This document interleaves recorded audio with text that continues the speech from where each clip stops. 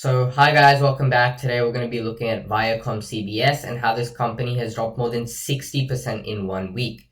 So the stock crossed $100 on the 22nd of March, and since then the stock has dropped more than 60% in the last week. So today we're going to be looking at whether it's a good stock to buy, whether it be a cheap value or a cheap growth stock that you can pick up at a good price. So if you do enjoy, consider subscribing. It is free and it does help me out a ton.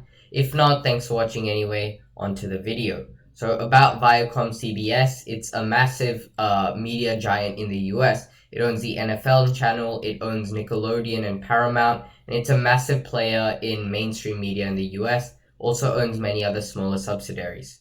So what's recently happened for this stock to drop more than 60%? So the stock was insanely popular throughout 2020. It was up more than 163%. And over the last 2 to 3 years, since 2018-ish, the company has tried to remanufacture itself into a streaming giant such as Disney or Netflix, rather than the current traditional media company that it is. This had a very good, investors thought this was very promising, and it led to a sharp increase in stock price from about $40 to $100 across 2020. And a few weeks ago, the management tried to raise $3 billion by selling new shares at $85 when the market value of the stocks was already at $100 plus. So this led to two things. The first one was shareholder value dilution, but it also sent a message to all the current shareholders that the management of the company didn't believe that $100 was a valid or justified stock price at the time, and this caused a lot of panic selling, causing the stock to crash. So Viacom was also tangled up with the Archego scandal, which I covered last week.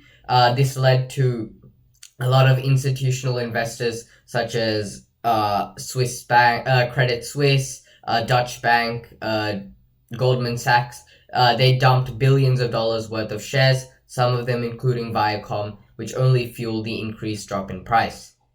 So what is the future growth for Viacom? So in the March of 2019, Viacom bought a streaming service called Pluto TV, which added more than 12 million subscribers to their online streaming services. Last month, it also released Paramount Plus. This has more than 30,000 episodes, more than 2,500 movies, and more than 1,000 live sporting events. And on top of this, they have 24/7 news coverage as well. Around November, they had about 8 million subscribers, and they still own CBS, which is the most watched TV network in the US. On top of this, more than 6 million viewers tune into Paramount, Nickelodeon, and NFL football. So they currently have a very strong base in the traditional media, like TV and movies, but they're trying to move into streaming content and monthly subscription services for a more reoccurring revenue and profit, such as like Netflix or Disney. So Viacom has, in Q4 of 2020, the company reported that they had 19.2 million US streaming subscribers, which is more than 71% up from 2019. And the company still believes it can grow faster. It targets between 65 and 75 million streaming subscribers by 2024. This was a similar goal for Disney, however, that has extremely popped off, and Disney has already hit that goal in less than a year and a half. So if that happens the same for Viacom, we can see an increase in stock price very, very fast, as it would be very profitable for the company. However, one thing that sets this company behind Disney or Netflix is the fact that it doesn't have its own original content or blockbuster shows that it can use to gather more subscribers. But after a while, it would soon be investing back into this service, and they'll be producing more original content, which draws in more subscribers, which draws in more revenue, which once again gets invested to produce more original content, the same way Netflix is doing right now. So more future growth is that they recently bought ViacomCBS Network International, which is one of the smaller subsidiaries of ViacomCBS, recently bought Chile Vision from Warner Media as they focus to target the audience in South America. They're already a leading service provider in terms of Spanish news or Spanish channels, and they're trying to further this cause by investing in South America, a place where Netflix and Disney hasn't really taken a big foothold yet, but the population is still very hungry for new media to consume. The average analyst right now is having a target price of around $60, which is more than a 50% upside from the current price.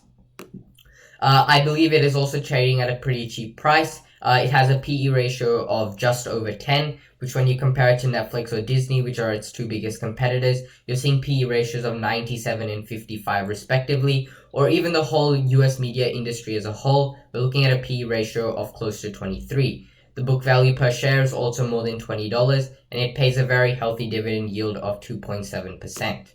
So the last thing we're going to be looking at today is the technical analysis.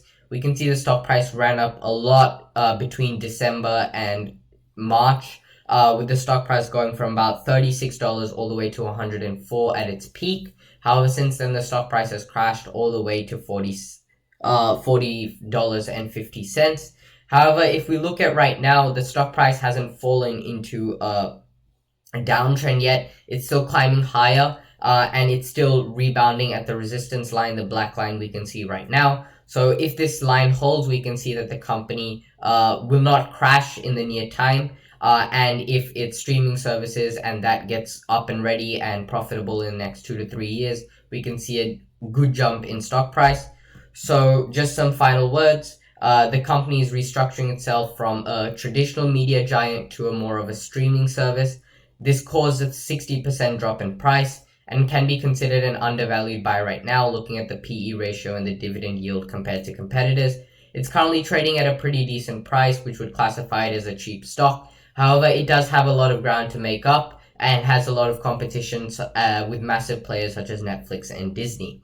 So if you do choose to invest, make sure to do your own due diligence, and thanks for watching. Bye.